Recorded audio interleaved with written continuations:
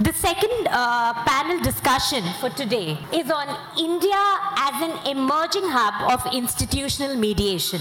The practice of mediation is intrinsically embedded in the ethos of Asian communities, where disputes are often resolved by a village or a community head. The panchayat system in India is an example of the same and continues to date. The compelling growth story of India provides a perfect platform, positioning India as an emerging hub of institutional mediation.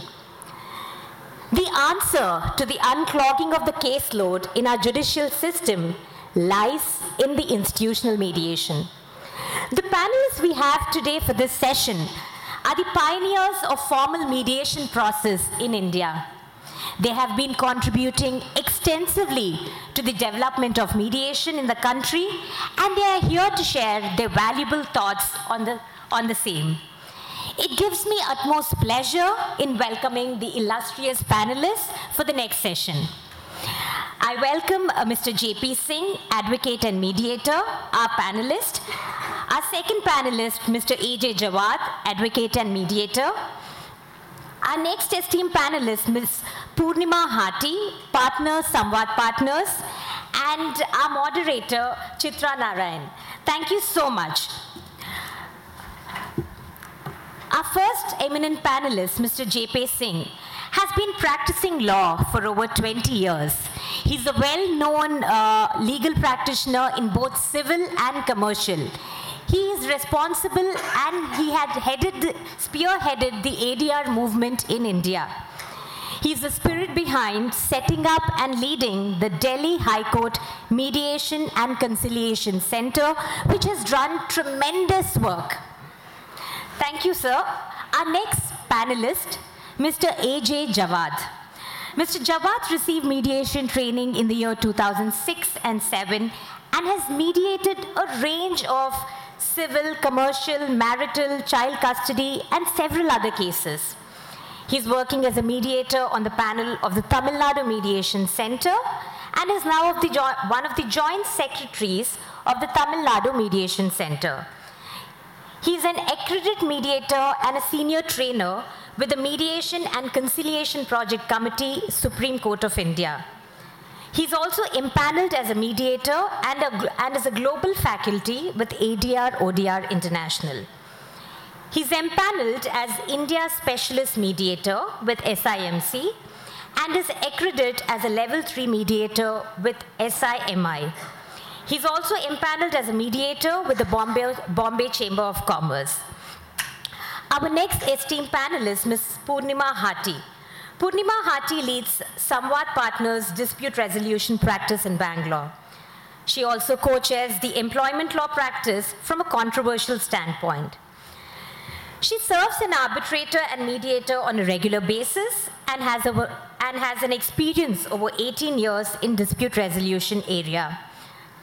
She's a member of a number of organizations, including the Singapore International Mediation Center, where she also serves as an India Specialist Mediator. She's a member of LCIA, Young International Arbitration Group, as well as the Australian Forum of International Arbitration and Indian Arbitration Forum. Ms. Hatti writes regularly on arbitration and dispute resolution in India and is an internationally recognized speaker in the area. And today, moderating our session is Ms. Chitra Narayan, Advocate and Mediator. I may request Ms. Chitra to take over the session. Thank you. Thank you for the introductions. I want to, our topic today is India as an emerging hub of institutional mediation. I want to start by setting the context for where mediation is in India today, and then move the discussion with our esteemed panelists who are very deeply into modern mediation in India to discuss both what is happening and what we can do to become the hub of institutional mediation in India. In India, we've had mediation in very pluralistic forms. And I'm not only referring to the panchayat as a system of mediation. Even in modern times, more recently, we have plural mediation processes that take place in India. You have accounts of the barber in a village being the mediator and helping people resolve disputes, because you have people coming to the barber shop all the time, spending a lot of time there. It's a communal gathering, and the confidence that the barber has gained of these people over time, helps him resolve disputes. You have families that use extended families as mediators to resolve interpersonal family disputes. So there is a plurality of mediation in India today, apart from what we've seen in the recent, say, 2 or 3 decades, starting with formal policies in mediation. We, of course, had mediation in labor disputes from 1929, following from how other countries utilized mediation and conciliation in labor disputes. In 1996, we have the Arbitration and Conciliation Act, the Part 3 of which adopts the UNCITRAL 1980 conciliation rules, and makes a provision for a sector-agnostic framework for parties who wish to use mediation or conciliation to resolve their disputes. And has a framework, a set of rules, responsibilities of the mediator, the rights of the parties, safeguards for parties, and the enforcement of a settlement agreement that might arise then. In 1999, our Code of Civil Procedure, which sets out the procedure for civil disputes in courts, was amended, empowering civil judges to refer cases to other modes of dispute resolution, including mediation and conciliation. 2 important things happened with this amendment. The first was the Supreme Court taking on, in a couple of judgments, taking on the responsibility of clarifying the scope of this very few sections in the Code of Civil Procedure that spoke of referring disputes to mediation. And so we had enormous clarity on what we needed to do as judges, as court systems. The second important thing that happened was the setting up of the Mediation and Conciliation Project Committee in the Supreme Court that took on the responsibility of building our resources. We are all trained mediators with the MCPC. The MCPC also helped in setting up court-annexed mediation centers in the Supreme Court and the High Courts, in district courts and family courts and labor courts. There are court-annexed mediation centers now almost everywhere, mediating disputes. These are sector-agnostic policies. We also have sectoral policies. We have the Commercial Courts Act that was amended in 2018 that deals with commercial disputes and makes a provision for reference of commercial disputes to mediation before a case is filed in court. We have a specific design for mediation and arbitration for disputes that micro and small enterprises have. We have a separate mechanism for company disputes. And so we also have the Lok Adalats, the permanent Lok Adalats, that take a particular category of disputes. They are, institutions set up at the state, district, and taluka levels. There are persons who are who form a part of the permanent Lok Adalats, take up certain categories of disputes, and help the parties settle. So, enormous amount of policies that back mediation in India today, but a lot of it is institutional and state-driven. So I will start by asking Jawad the question. Jawad, we have a certain kind of, all of this is institutional mediation, so we've arrived in a sense. What do you think of the state of mediation in India today? What are the other forms of institutional mediation that we will need to move to, and what do we do to get there? I think, Chitra, you're absolutely right when you say what we have today in India is a form of institutional mediation. Because we started, I think, to understand this, we need to go back to where we started from, and today where we are. So we started in 2005, where we established, I think, the court-annexed mediation centers all over the country. So, and that was the year that the Mediation Conciliation Project Committee of the Supreme Court was also formed. And there was a lot of work done. And what happened was, from 2005 up to 2010, there was a drought. in the sense that Section 89 itself was a very confusing section. It was more of a cut and paste job that the legislator did, probably drawing from the Arbitration Conciliation Act. And 2010, something happened, and that was the AFCON's judgment delivered by Justice Ravindran, who is the author. And he, completely dissected the section and brought a lot of clarity on that. And the most important point there was he declared that, the Supreme Court declared that mediation is not a choice, it's mandatory. So it's mandatory for the judges to refer disputes to mediation once they see elements of settlement there. And if they don't refer, they have to give reasons for that. Now that started actually, serious referrals started happening after that judgment of Justice Ravindran. And then we saw, a lot of development taking place. And I think a lot of credit for that should go to the Mediation Conciliation Project Committee of the Supreme Court, because the committee took the responsibility of spreading the message of mediation throughout. And as you pointed out, so we started establishing mediation centers and, different, up to district level, taluka level. So at that level, it became quite a common thing to have these mediation centers.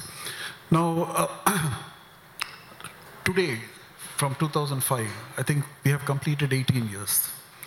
So all along, the courts have been regulating this. Completely, it has been under the control of the courts. And 18 is the age of legal majority. So I think the mediation movement has attained legal majority now. And just like any benign parent who monitors the progress of the child, I think the Supreme Court and the other high courts have done a great job in bringing it to this level and bringing it to a level where I think it can stand on its own feet. So I think this is the time perhaps when the courts should think of, privatizing mediation. So the courts are incurring a lot of expenditure now because running mediation centers, training mediators, there's a whole lot of work that is going on. So it's just a question that I'm putting before everyone. Should the courts continue to do that, or should they hand it over to different stakeholders and allow the institutionalization of mediation happening at different levels? Because what will happen then is, see, today one of the biggest grouses that people have against quota annex mediation is the quality of mediation. And that again reflects back on the quality of training sometimes. So are we really, because see, as long as something is pro bono, something is free, there's very little value attached to it. So I think this is the time now when you have to professionalize mediation. So the best way to professionalize mediation is perhaps by allowing private stakeholders to come into it, because we are in an era of privatization. So why not privatize mediation also? So why should the courts take the responsibility of running the mediation centers, and why not refer these things to private institutional players who can then come into that? What will happen then is, because that will assure quality, because it will create a very competitive market for mediation, and that will definitely ensure quality. That is my perspective, my point of view. I mean, I know many people may not agree with that. It has its own challenges. I'm not saying that it is without challenges. It has its own challenges. But I think it is time we start thinking on those lines. Because it is time that we start thinking of those things. Now, what is happening? Some of the policies are a bit problematic. Because, for example, if supposing I want to become an MCPC mediator, accredited by the MCPC, I have to have at least 10 years of standing in the bar. That was increased to 15. I think that was brought back to 10. Now, I interact a lot with students, because when I coach them for competitions, when I conduct sessions with them, when I teach them mediation, I see a lot of promise there. And there is a lot of passion over there. People want to take up a career in mediation. Now, my only question is, what are we giving them? Because we are saying that you complete 10 years of litigation, and then you come back. Now, there is a huge difference between the paradigms in which litigation works and mediation works, right? And when you become entrenched in litigation, how easy is it for you to do that transformation? Because when I decided to take the plunge, as you did also, so we decided that, we'll take the plunge into mediation because we are simply not able to do both the things together. We cannot ride two horses together. We need full-time mediators. We need people who are professional mediators. So what are we going to do about that?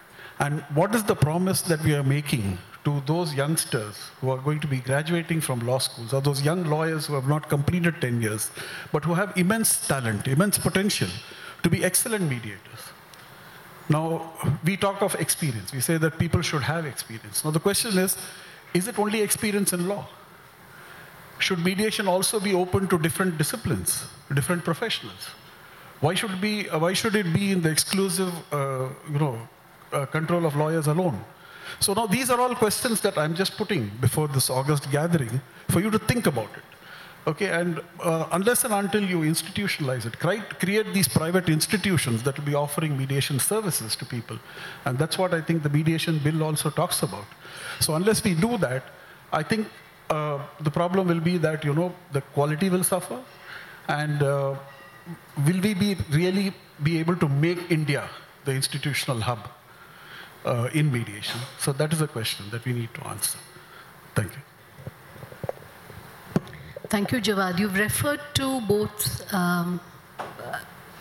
opening up of mediation to private institutions and the benefits that we get in the process and in the policy as a result of multiple players in mediation, as well as on training, which now needs to also be expanded. And one thing I want to add to that, it doesn't mean that it has to be without regulation. There has to be some regulation. I think the proposed bill talks about that. It talks about the creation of a mediation council. It talks about, accreditation. So I think those things can be there. I mean, they should be there to some extent, because when you're talking about professionalizing mediation, you need to have some kind of a regulation also, because every profession is regulated in some way or the other. Thank you, Jawad. Poornima, I would want to speak with you on the parallel track that we have on mediation, which is private mediation or conciliation under Part 3 of the Arbitration and Conciliation Act. The information we have about what is happening here is anecdotal. Conciliations happen, and typically these are confidential and very rarely come to court, because once you've settled, the chances of anyone questioning this or taking this further in court is very rare, because you have designed the settlement and you're happy with it and you implement it. For the cases that have actually reached the court in conciliation, either in tiered dispute resolution or parties opting for MEDAB in their dispute resolution clauses, how has the court addressed this issue? Because this is really the space for institutional mediation, private mediation. So what has the response of courts been to this? Thank you, Chitra. I just want to take 1 minute to say that my practice is also to act as counsel and to sit as mediator. So I see both sides, right? In my experience, there is an increasing writing in of mediation as part of the tiered dispute resolution clauses, right? I've got close to 20 years of practice now. So when we started off, there was no writing in of mediation, right? Now, there is a conscious choice both by a sophisticated commercial client or even an individual client who may be advised in the context of a commercial transaction or a conversation where you're putting it down in an agreement to write in mediation. If there is a written mediation clause and your next tier is either arbitration or mainstream litigation, there is always the arbitrator or the courts will ask and check, have you gone through that hoop? Just now in the earlier discussion, George Lim was referring to government mediating. And this is something that we've all had conversations about. And we've had senior government officers tell us that they will not be able to take a stand in a mediation simply because they'll have vigilance knocking on their door. They're happy to arbitrate and litigate. India's biggest and long-standing disputes involve the government. But interestingly, we had a client who was a tech company based out of Singapore, and they had a dispute with the government of Kerala, which had a mediation clause. We didn't settle, but I think the fact that there was a mediation clause, and there was a conversation, there was a mature conversation, in itself shows that we're writing in mediation clauses, even with the government. So the courts as well as tribunals have been very supportive. We are seeing increased writing in of mediation clauses. And I think there are some friends who are from general counsels in the audience as well. I was having a conversation with another group, and they are looking to us to say, please tell us, what are these options? As Jawad said, we do need more private institutional mediation. The scene in the arbitration side is more promising, of course, a long way to go. But I think in the mediation space also, there is much to be done. And as Justice Kohli said in the morning, they don't have to be one versus the other. They can be parallel tracks. So if you have that option, we can then, as counsel, also advise companies that, look, this is a tenable option, right in the Singapore International Mediation Center, or right in the IAMCH, and then you have a set of mediators who will make a difference, right? So if we have that as an option, I think no looking back. Thank you, Poornima.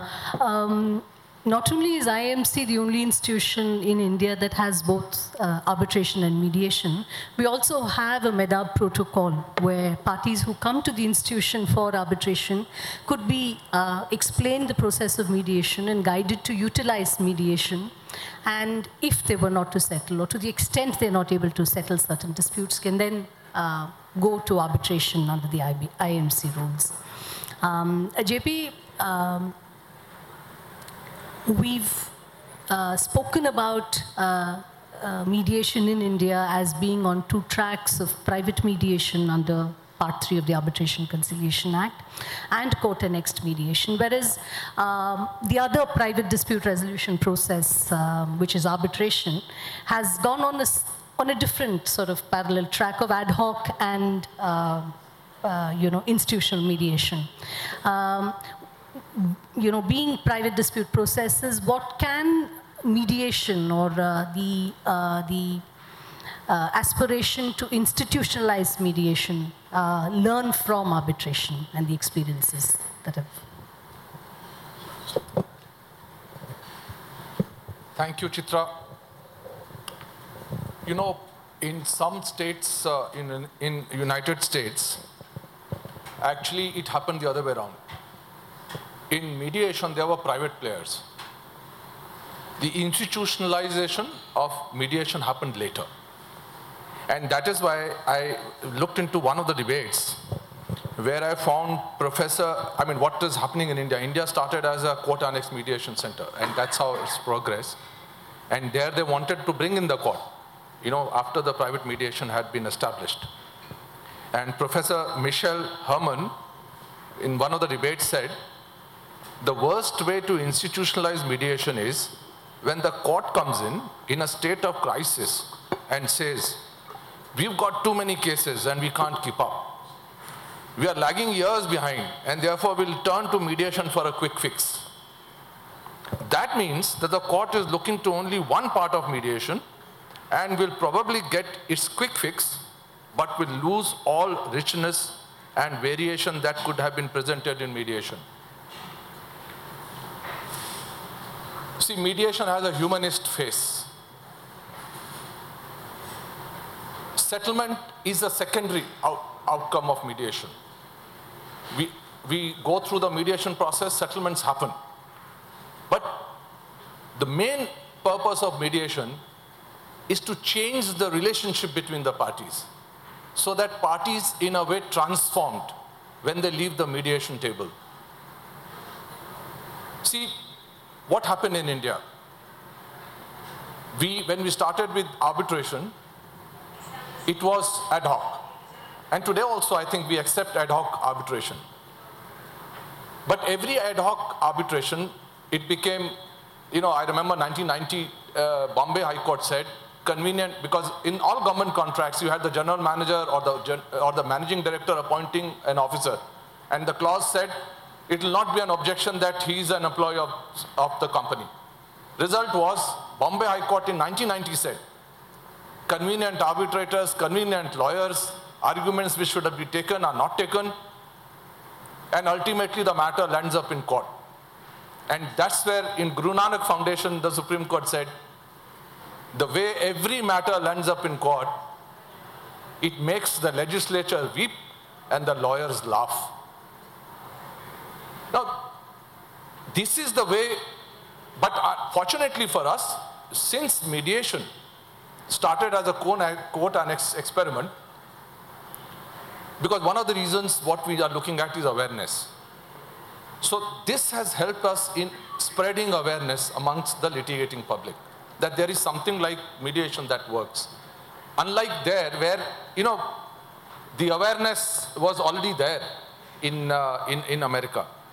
But we need, today there's a reason why we need to, have, unless the end user knows that there is something like, mediation which is available, they'll land up in court. All disputes land up in court. And the advantages of, institutional arbitration is that they have their own set of rules. They have their own set of, panel of arbitrators. They have, so that appointment of an arbitrator in an institutionalized setup, it doesn't take too long. Once you go under Section 11, as was said, I heard Justice Hemant Gupta on YouTube say that it takes 2 to 3 years, Section 11 getting appointed, because court feel natural, though the court has said in State Bank of Patiala case that it's actually an administrative action. Still, the courts, because of natural justice, give reply, rejoinder, and hear the parties. It takes 2 to 3 years for appointment. Once the appointment happens, then you don't have pool of arbitrators. Ultimately, they look to retired judges. Once, it becomes prohibitively expensive. And after that, the real problem starts. Section 34, 37, matter lands up back in court. So institutional arbitration has not worked because of its ad hoc character, but then we Indians are probably so used to ad hoc arbitration. So far as mediation is concerned, I think the only problem, what I see in institutionalizing mediation is, it will lose its flexibility. More rules, more procedures, more layers of rules, it will become rigid. And this is not what we want to look at mediation. And of course, institutions should be set up. Jawad has already touched upon that particular aspect. Private players are there, private players come in. But the court's help here in India has already helped us in actually percolating mediation down to the masses. And that's what is required.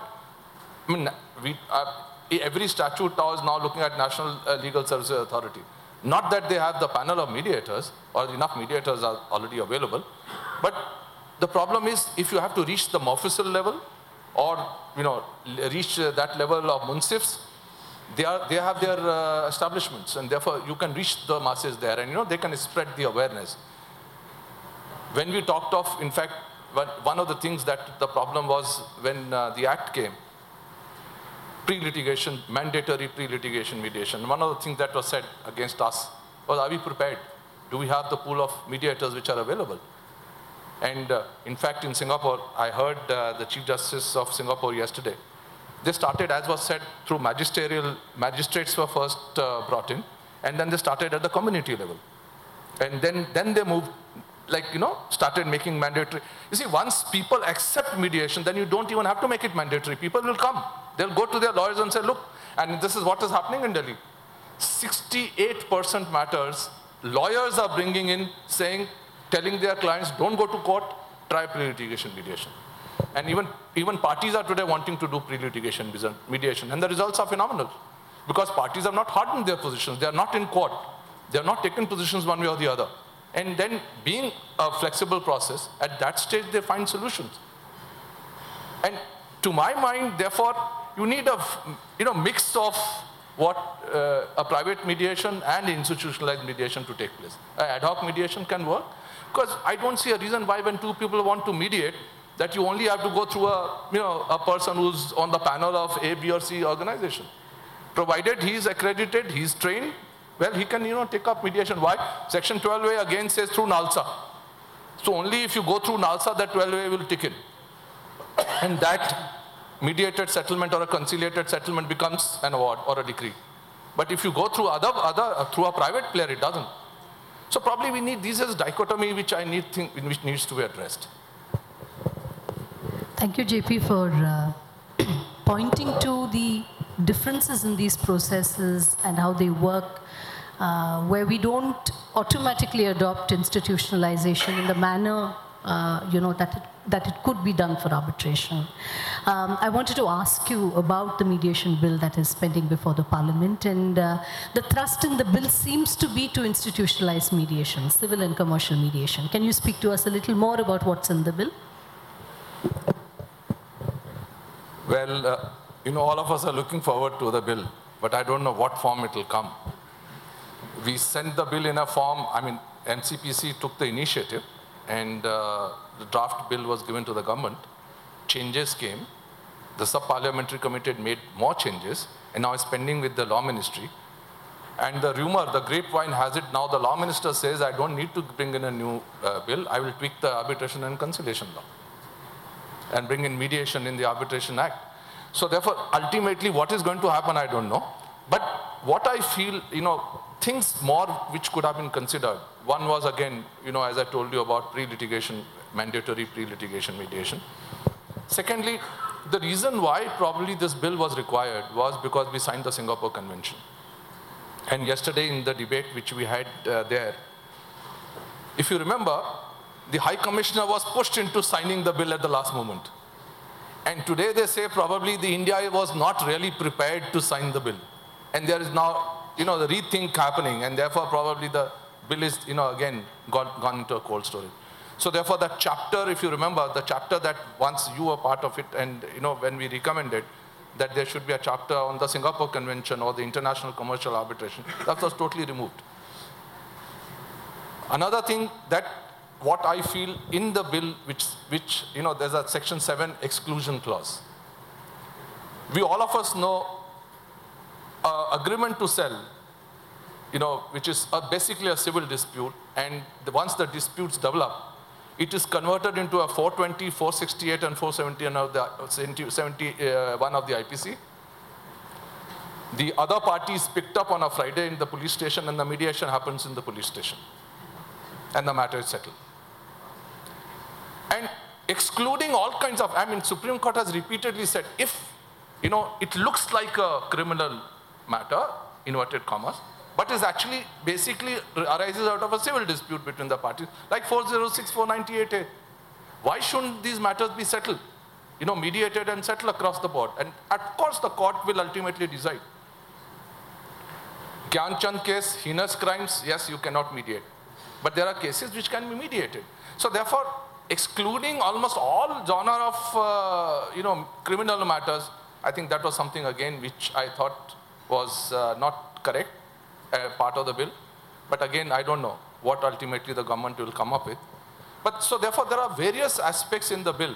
And, I remember when we went, Section 89 with all the AFCONs pointed out the draftsman error and how it could be corrected. In spite of being what it is, mediation has taken off.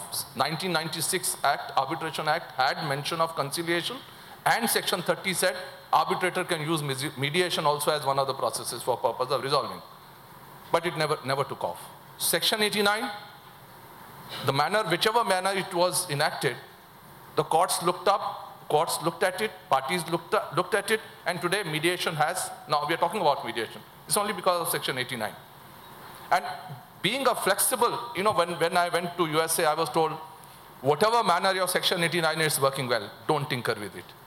Don't go in for a law because, abroad, it's so rigid that in a matrimonial dispute, if husband and wife come before the mediator, and the mediator feels like in our Indian setup, when a mediation happens in a matrimonial dispute, you have the entire family there. In fact, the entire village there.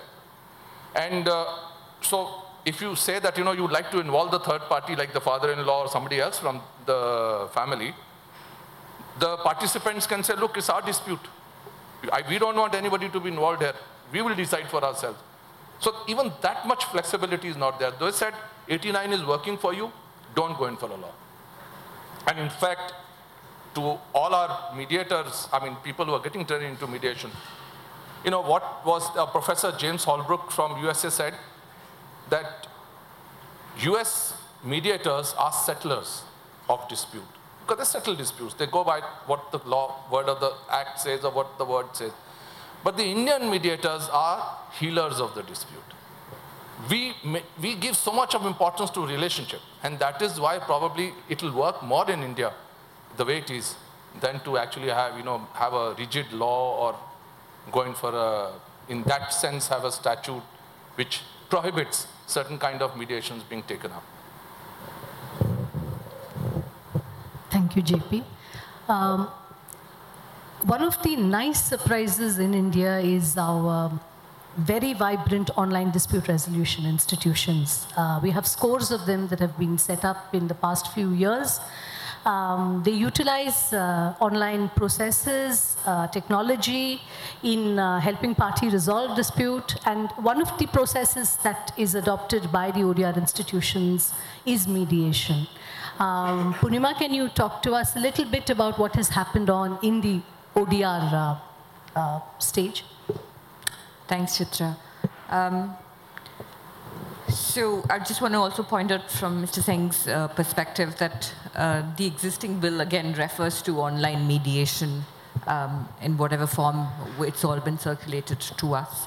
So post-pandemic, it's truly been a vibrant community. I'm associated in some form or the other with 3 of these institutions. While they do arbitration, they also do mediation.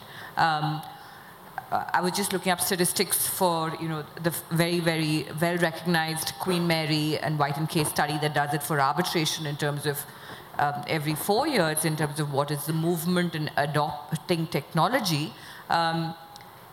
You can see that pre-pandemic, I think about 72% said they'd never been in a virtual hearing, right?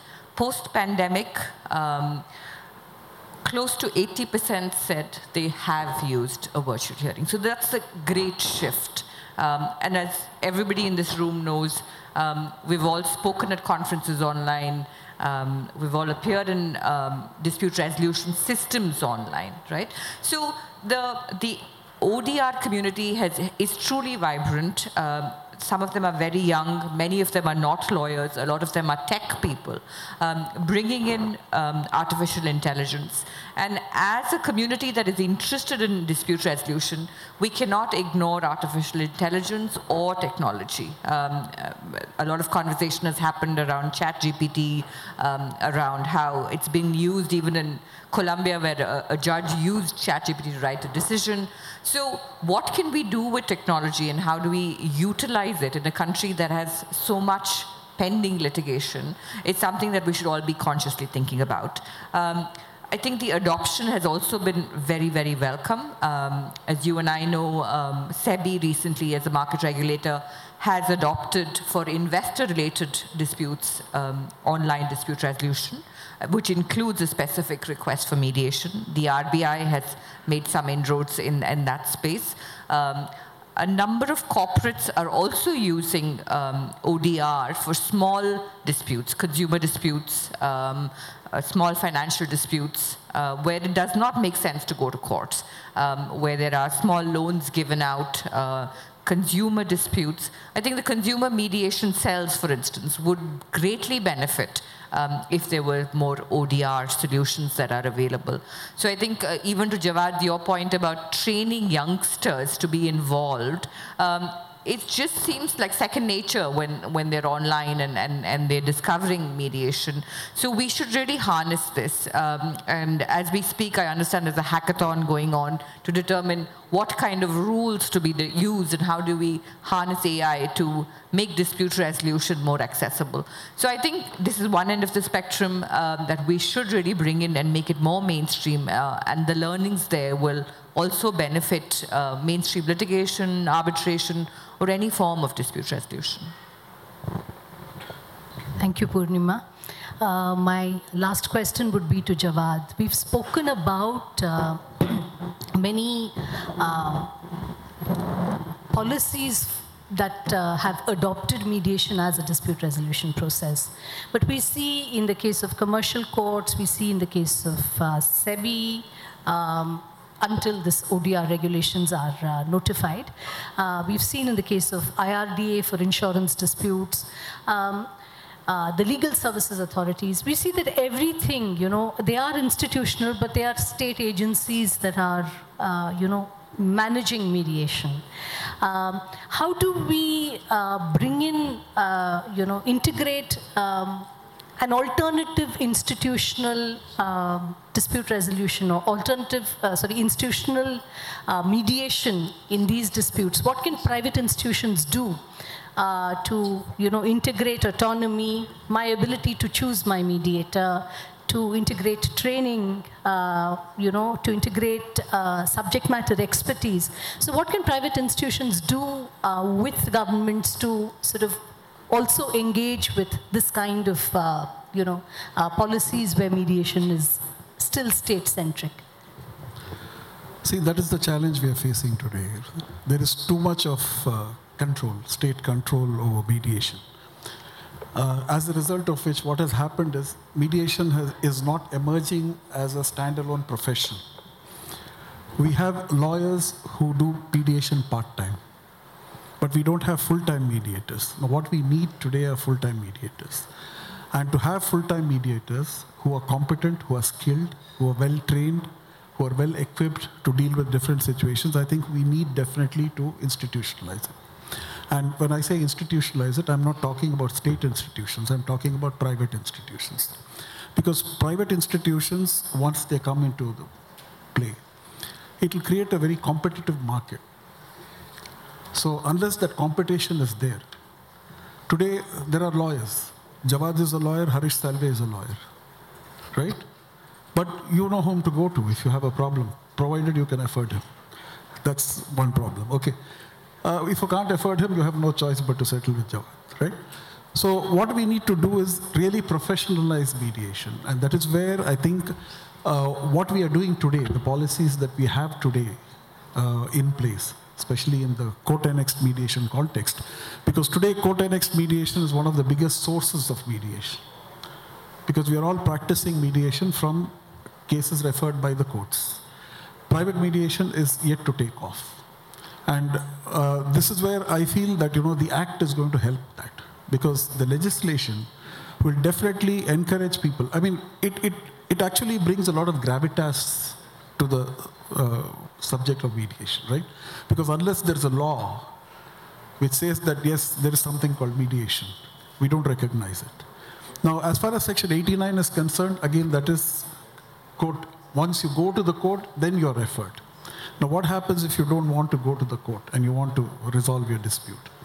Now, I met a King's Counsel from the UK, and he was saying that in the UK, for example, 80% of civil disputes get settled, out of which 12% settle in mediation.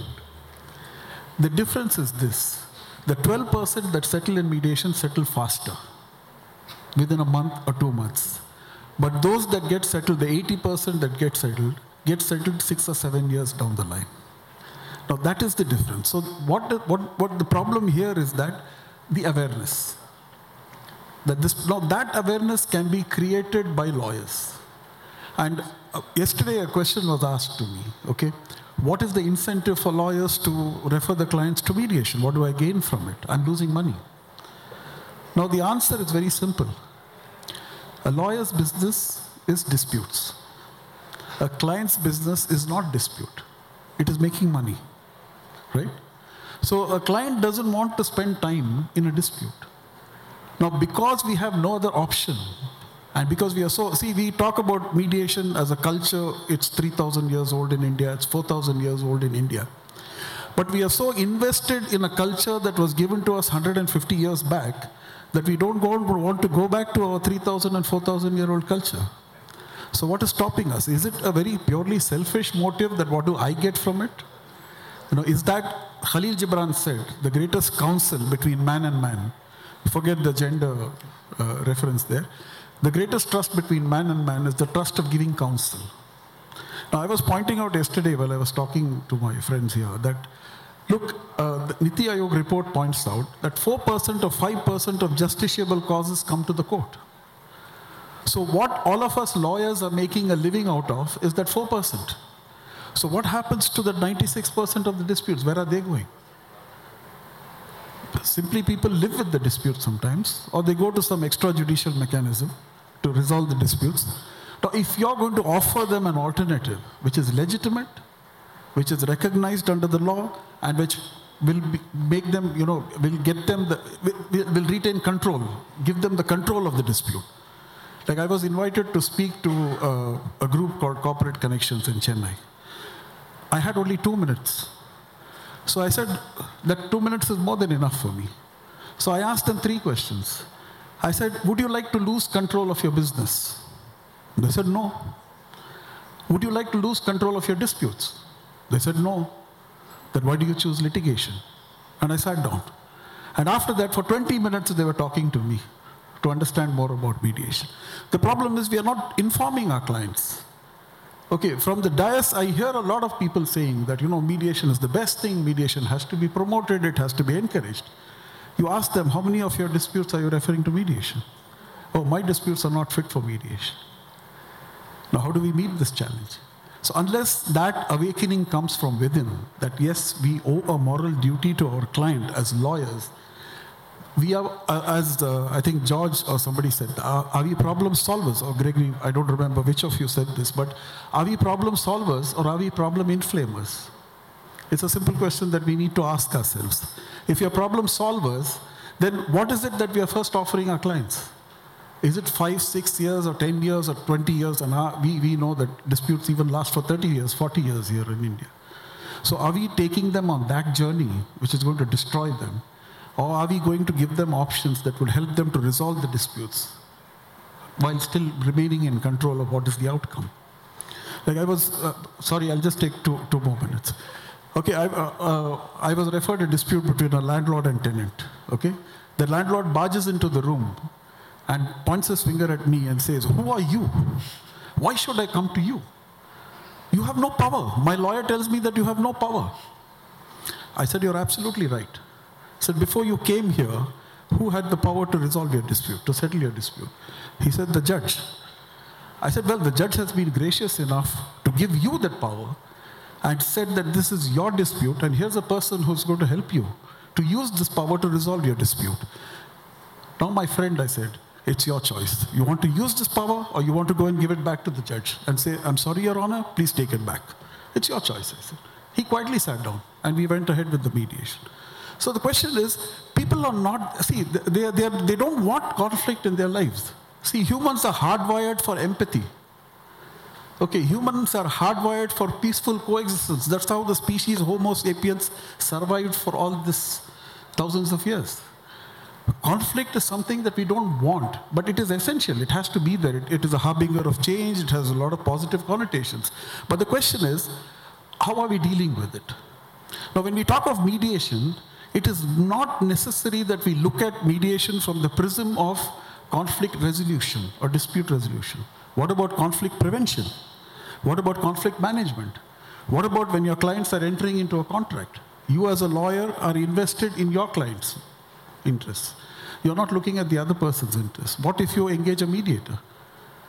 Right? And you charge your fees. You're playing the role of a mediation advocate. Okay, you don't have to be a mediator. But we have to bring in that culture. Okay, unless we bring in that culture, I don't think we're going to make any change. Now, talking about, again, JP referred to criminal cases. Okay, now the understanding of neuroscience is transforming our understanding of criminal jurisprudence. Okay, so these changes, how are we going to incorporate? I read about a very interesting case where there was a hate crime in which a teenager killed another teenager. And the court directed mediation between the two mothers. And they both got together and they decided that they will give a good upbringing to this teenager, the offender, because the other boy had died. Nothing could be done about it. So the mother of the victim realized that there's no point in punishing this kid. So she said, I'll work with you to give him a good upbringing. Now that is the magic of mediation we are talking about today. Okay? That is the culture we need to bring in. I mean, how long are we going to treat each other as enemies? We need to have that conversation. We need to have that dialogue. We need to understand each other, as our Singapore friends pointed out. Right? So that is the culture we need to bring. And that is where I think institutionalizing mediation is going to play a very significant role. Because that will professionalize it and that will help us to get good quality of work that is done. Okay, not as long as it is pro bono, the quality is not going to come, the commitment is not going to come. Very few people are moved by any intrinsic motivation to do service to society. Okay, many of us are. Many of our mediators are doing great quality work. But they need to be rewarded also, right? How long can they continue to do this? When doctors get paid, when teachers get paid, when lawyers get paid, when judges get paid, why not mediators? So that is where I believe that, institutionalizing mediation is going to make a lot of difference. So one line answer to what Jawad said, what do the lawyers get? A satisfied client. Exactly. If the matter gets resolved, he's satisfied. If the matter doesn't get resolved, he's still satisfied. Thank you. Thank you, all of you. Over to you. I thank the esteemed panelists and the moderator for such a thought-provoking discussion. Yes, time has come for India to emerge in mediation, to go to the next level. We hope that this growth will be intrinsic and organic, taking all these challenges and perspective into its consideration. We are looking forward to the next level of mediation in India, and that will be very soon. And thank you for the lovely discussion. And I may now request Ms. Priya to hand over a token of appreciation to our panelist, Mr. J.P. Singh.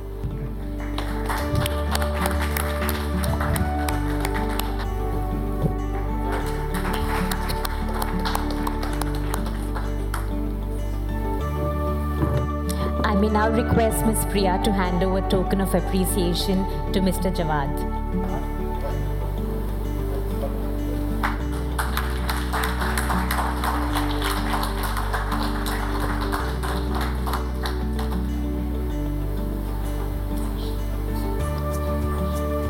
I may now request Ms. Isha Sinha, Senior VP Medicover Hospitals, to hand over a token of appreciation to Ms. Poornima Hatti.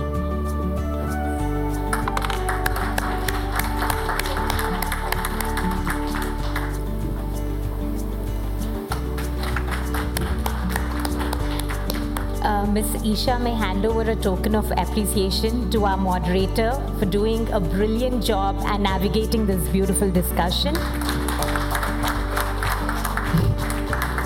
Thank you so much.